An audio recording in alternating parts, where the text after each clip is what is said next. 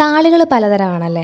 അപ്പം പലതരം താളികളുണ്ട്. അതേപോണക്ക് തന്നെയാണ് എല്ലാ താളികളും എല്ലാവർക്കും തലയിൽ തേച്ച് നന്നായിട്ട് റിസൾട്ട് കിട്ടണമെന്നില്ല. ചിലർക്ക് ചില താളികൾ തലയിൽ തേക്കുമ്പോൾ താരൻ വരാറുണ്ട്.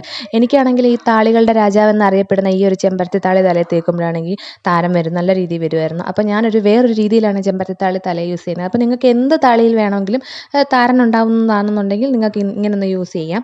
അപ്പം എങ്ങനെയാണെന്ന് ചോദിച്ചു കഴിഞ്ഞാൽ നമ്മുടെ സാധാരണ താളി ഉണ്ടാക്കുന്ന കണക്ക് ഉണ്ടാക്കിയിട്ട് അത് നമുക്കൊന്ന് അരിച്ചെടുക്കണം. ഒരു തുണി വെച്ചിട്ട് നന്നായിട്ട് അരിച്ചെടുത്തതിന് ശേഷം അതിലേക്ക് നമ്മൾ എന്ത് ഷാമ്പു ആണോ യൂസ് ചെയ്യുന്നത്, നിങ്ങളിപ്പോൾ ഏത് ബ്രാൻഡിൻ്റെ ഷാമ്പു ആണെന്ന് വെച്ചാൽ ആ ഷാമ്പു മൈൽഡായിട്ടുള്ളത് എടുക്കാമെങ്കിൽ അത്രയും നല്ലതായിരിക്കും.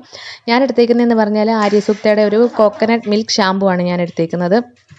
അപ്പോൾ അത് നമുക്കിതിലേക്ക് ഒഴിച്ച് നന്നായിട്ടൊന്ന് മിക്സ് ചെയ്തതിന് ശേഷം നമ്മൾ കുളിക്കാൻ നേരം, അതായത് നമ്മൾ തല നനച്ച് കുളിക്കുന്നതിന് തൊട്ട് മുമ്പായിട്ട് നമ്മുടെ ദേഹം കഴുകുന്ന ആ ഒരു സമയത്ത് നമുക്ക് ഈ ഒരു താളി ഷാമ്പൂ മിക്സ് നമ്മുടെ തലയിൽ തേച്ച് പിടിപ്പിച്ച് വെച്ചിട്ട് നമുക്ക് കുളിച്ച് കഴിയുമ്പോൾ നമ്മുടെ തല കഴുകുക. അപ്പോൾ താളി ഇട്ടതിൻ്റെ ആ ഒരു ഗുണവും കിട്ടും, ഷാമ്പൂവിൻ്റെ ഗുണവും കിട്ടും. അപ്പം എന്താണെന്ന് വെച്ച് കഴിഞ്ഞാൽ മുടി കൊഴിച്ചിൽ മാറും, താരൻ വരത്തില്ല. നമുക്കിഷ്ടമുള്ള ഷാമ്പൂ ഇഷ്ടമുള്ള താളി നമ്മുടെ തലയിൽ തേക്കുമ്പോൾ താരൻ വരുമെന്നുള്ള പേടിയേ വേണ്ട.